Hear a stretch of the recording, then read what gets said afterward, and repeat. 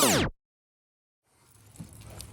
guys, what's up? Welcome back to the channel. I wanted to take a minute and do a breakdown from my Lake Norman tournament. It was the BFL North Carolina division, and it did not go quite the way I had planned it, but I actually caught a ton of fish, probably 20 that were within an eighth of an inch of being a keeper.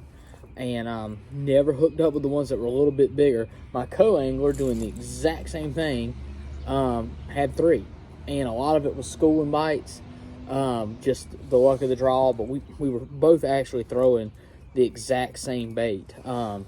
It's a Spro McStick 110, and it was actually the Norman Flake color, which has nothing to do with why I picked it.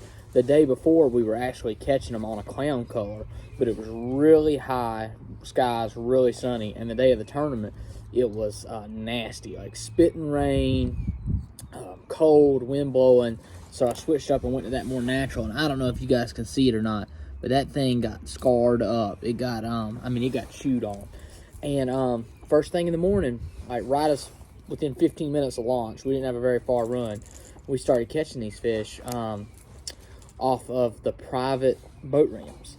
There was a little pile of dirt at the end of those boat ramps. You could see them on the 360, and the bigger fish would be on the end of those boat slips, and you could jerk this jerk bait, and you'd actually feel it hit it, and when it come off the top, it would just thump, and you'd have it.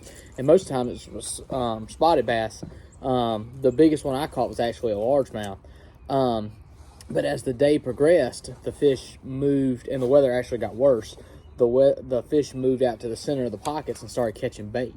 And they would come up schooling, and you could jerk this thing, throw past them, jerk it down in there, and just both of us would load up. We had doubles multiple times. And, like I said, his would typically be a little bit bigger. But they were just inhaling it. I mean, they were hooked in the mouth. They weren't hooked on the side of the head. They weren't hooked in the back. They were eating this thing. I was just around the wrong size fish. But the rod I was using is a 6'9" medium light jerkbait / top water rod, 8-pound Sunline Shooter fluorocarbon. That was crucial. It made that water was in the mid 50s.